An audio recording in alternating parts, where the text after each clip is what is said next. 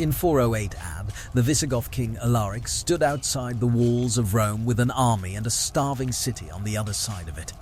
The senators sent envoys. They expected a demand for gold, for land, for tribute paid in the currencies of power. Instead, Alaric asked for silk. He asked for silver. And he asked for 3,000 pounds of pepper. Not gold. Not silver alone. Pepper. Small, black, unremarkable, the kind of thing that today sits forgotten in a shaker on a kitchen table.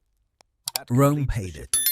A city that had ruled most of the known world handed over its emergency reserves of a spice, because that spice was, at that moment, one of the most valuable substances a person could own. That fact tends to get told as a strange piece of trivia, and then dropped. But it shouldn't be. Because the real question isn't why Alaric wanted pepper, it's why pepper was ever worth wanting in the first place, and what that hunger ended up doing to the world. This is not a story about seasoning. It's a story about a single Indian berry that financed voyages, built and broke empires, justified massacres, and quietly rewired the global economy. Centuries before anyone had a word for globalization. To understand how a spice ends up as ransom for Rome, you have to go back almost 2,000 years earlier, to a stretch of coastline where pepper wasn't valuable at all. Yes, it was just dinner. Adds a lovely warmth to the world pepper built didn't begin in a palace or a market. It began on a hillside. Long before pepper had a price, it had a home. The Malabar coast, a narrow strip of tropical land on the southwestern edge of India, where the soil, the rainfall, and the shade of the forest canopy combined to create almost the only conditions on earth where the pepper vine Piper nigrum grew well. By some estimates, communities along this coast were cultivating and using pepper as early as 2000 BC, long enough ago that by the time recorded history catches up to it, pepper already feels ancient, already feels permanent. To the people who grew it, pepper wasn't exotic. It was local. It flavored food. It preserved food. It was used in early medicine. And it moved through regional trade networks the way any useful crop does. There was nothing mystical about it from where it grew. The mystery and the value was manufactured somewhere else by the people who controlled how it left India. Those people were Arab traders, and for centuries they ran one of history's most effective information monopolies. They didn't just move pepper westward toward the Mediterranean, they controlled the story of where it came from. Merchants in Rome, in Alexandria, in the port cities that received pepper by the sackful were told fantastical tales that pepper grew guarded by winged serpents, or that it had to be burned off dangerous trees before it could be harvested. The spice was real. The danger was invented, and the invention worked. A crop that grew wild on an Indian hillside became, in the European imagination, something almost supernatural, rare, dangerous to obtain, and therefore worth an extraordinary price. That price is what pulled pepper out of regional trade and into the bloodstream of empire. By the time pepper reached the height of the Roman Empire, it wasn't a luxury reserved for the occasional feast. It was a staple of the Roman kitchen, present in recipe after recipe from the era, used far more casually than its price should have allowed. Rome imported it by the ton, and the demand was serious enough that the empire built dedicated infrastructure for it. A section of warehouses in the city known as the Horea Pipertaria, built specifically to store pepper and other spices flowing in from the east. An entire wing of Roman commercial architecture existed because of a berry from Indian hillsides. That appetite came at a real cost. Roman writers of the period complained with genuine anxiety about the sums of gold and silver leaving the empire to pay for spices, silk, and other Eastern luxuries. Wealth flowing out and never coming back. Pepper wasn't bankrupting Rome on its own, but it was part of a trade imbalance that some historians argue quietly drained the empire's reserves for centuries, even as pepper itself became so embedded in daily life that it started functioning less like a spice and more like money. It was used to pay rents. It appeared in dowries. It was hoarded the way people hoard something they trust will hold its value. Which is exactly why, when Alaric wanted to guarantee Rome's payment was real, gold alone wasn't enough. He asked for pepper specifically because pepper was liquid wealth, recognized, tradable, and universally desired, from Roman senators to soldiers in his own camp. The ransom of Rome wasn't a strange historical footnote. It was the logical endpoint of centuries of Rome training itself to treat pepper as treasure. But Rome didn't control where that treasure came from. It never had. And the people who did control it were about to build an empire of their own, not through conquest, but through secrecy. For nearly 1,000 years after Rome's fall, the pepper trade stayed almost entirely in Arab and, later, Venetian hands. Ships and caravans carried it from Indian ports through the Red Sea and overland routes, through a chain of middlemen, each one adding a markup, each one guarding their leg of the route as a trade secret. By the time pepper reached a European buyer, it might have passed through a dozen hands, and Venice, sitting at the final gateway into Europe, had grown extraordinarily wealthy simply by being the last stop before the destination. That arrangement worked beautifully for everyone already inside it, and it was intolerable to everyone locked outside. Portugal, in particular, watched Venice grow rich off a trade Portugal had no access to, and by the late 1400s, the Portuguese crown had settled on a radical solution. If the land route was owned by someone else, find a sea route no one owned at all. That search produced one of the defining voyages in world history. In 1497, the Portuguese navigator Vasco da Gama set sail south along the African coast, rounded the continent's southern tip, and pushed on into waters no European ship had charted, aiming for a single destination: the pepper ports of India's Malabar coast. When he arrived in Calicut in 1498, he had done something no one in Europe had managed before. He had connected Europe to the source of pepper directly, with no Arab or Venetian middleman standing in between. It's tempting to file this next to the other great navigator stories in the history books: brave men, uncharted seas, the thrill of discovery. That version leaves out almost everything that made it work. This is the kind of story we dig into every week on this channel. Subscribe so you don't miss the next one. Because what da Gama actually found in Calicut was a trade network that had functioned peacefully for centuries, run by merchants who had no interest in cutting Portugal into their business on Portugal's terms. And what happened next wasn't negotiation. It was force. Da Gama's return voyages to India were not conducted as diplomatic missions.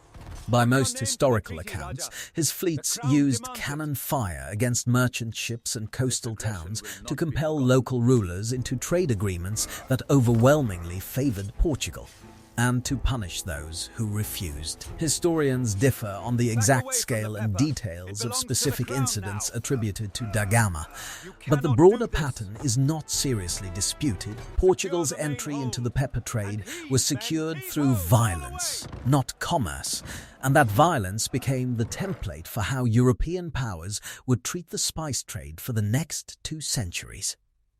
The Portuguese didn't hold their advantage forever.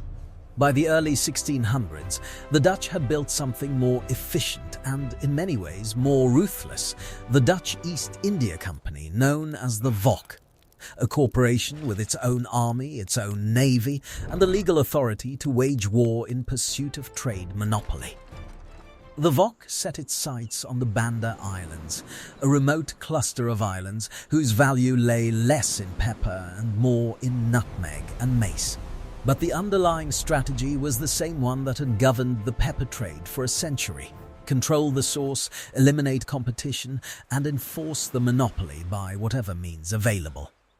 What the VOC did in the Banda Islands in the 1620s is among the darker chapters of the spice trade. By most historical accounts, the Dutch campaign to seize full control of the islands resulted in the deaths or forced removal of a large majority of the native Bandanese population through a combination of violence, starvation, and displacement. Though exact figures are debated among historians, and estimates vary. What is not disputed is the outcome. A self-sufficient island economy was destroyed and rebuilt as a forced labor plantation system, all to protect a monopoly over spices that, a world away, were being sprinkled onto food without a second thought. This is the part of the story that rarely makes it into the Age of Exploration version taught in schools. That the same voyages celebrated for connecting the world were for the people already living at pepper's source, closer to an invasion. The spice that seasoned European tables was, at its origin point, soaked in a level of violence most consumers never had to see. And yet even monopolies built on force eventually crack. What came next wasn't a story of conquest anymore. It was a story of the monopoly itself starting to fall apart, in ways none of the empires that built it ever saw coming. For a while, the Dutch VOC's grip on the spice trade looked unbreakable.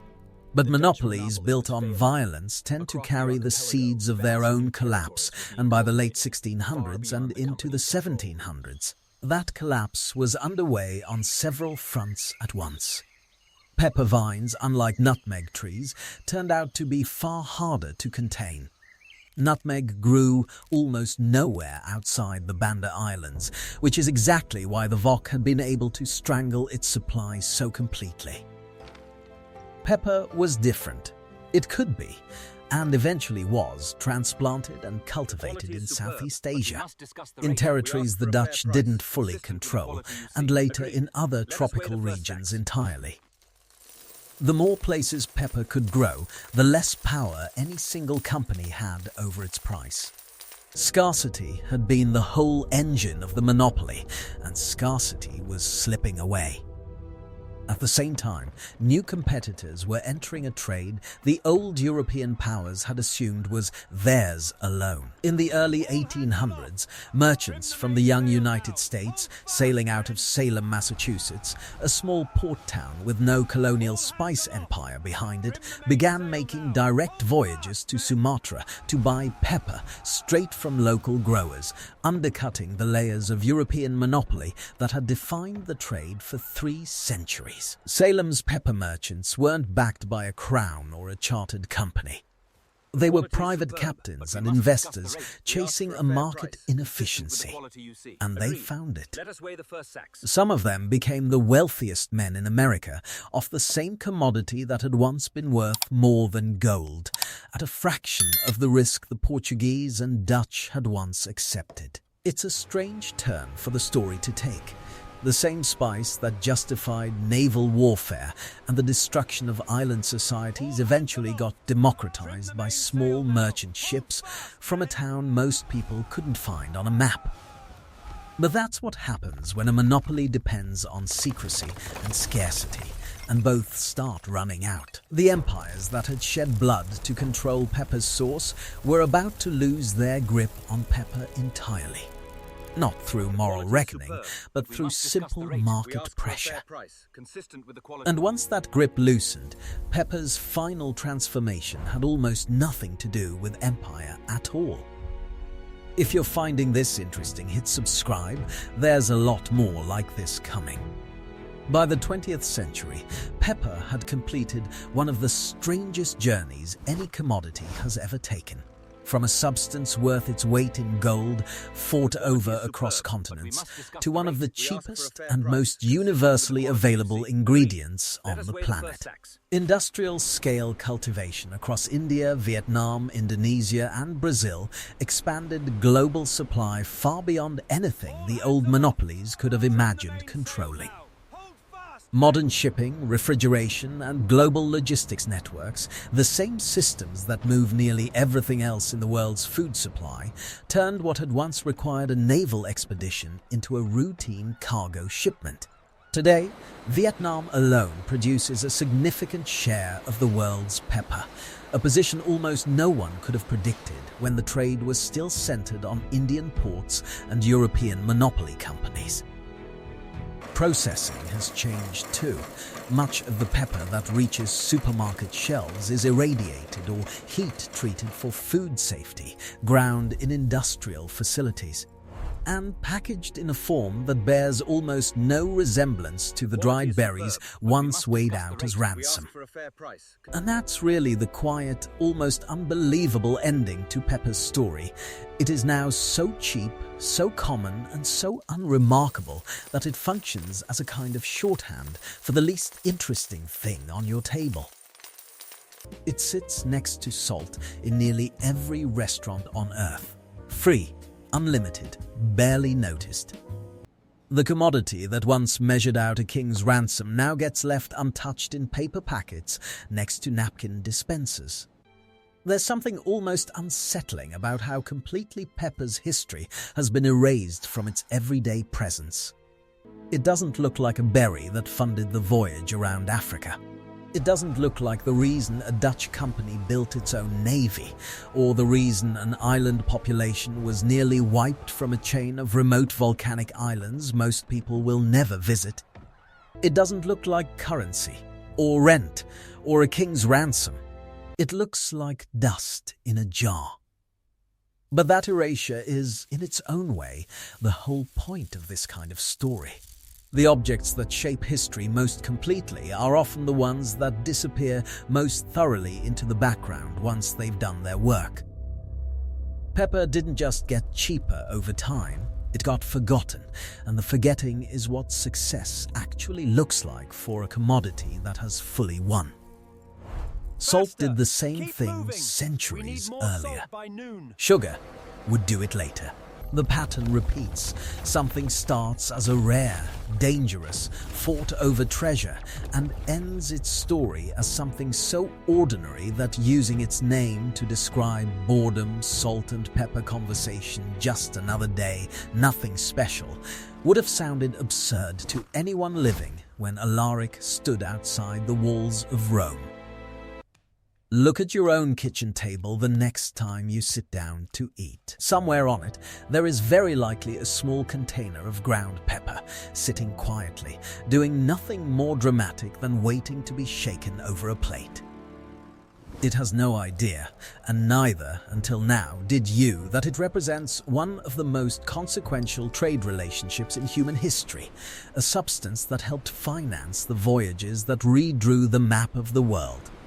That got mistaken for gold by a king holding an empire hostage. That justified the deaths of thousands of people on islands most maps don't even bother to label, and that ultimately became so abundant it turned invisible. That's the real story pepper tells. Not about flavor, about what happens when the entire world decides it wants the same small thing, all at once, forever. Empires rise and fall chasing far grander prizes than a black berry from an Indian hillside, and pepper is proof that sometimes the grandest prizes are the ones that look the smallest sitting on your table. We've barely scratched the surface of how deep this story goes. Subscribe so you catch what's coming next, and tell us below, which chapter of pepper's history hit you the hardest? The ransom of Rome, the voyage of Da Gama, or the fall of the Banda Islands?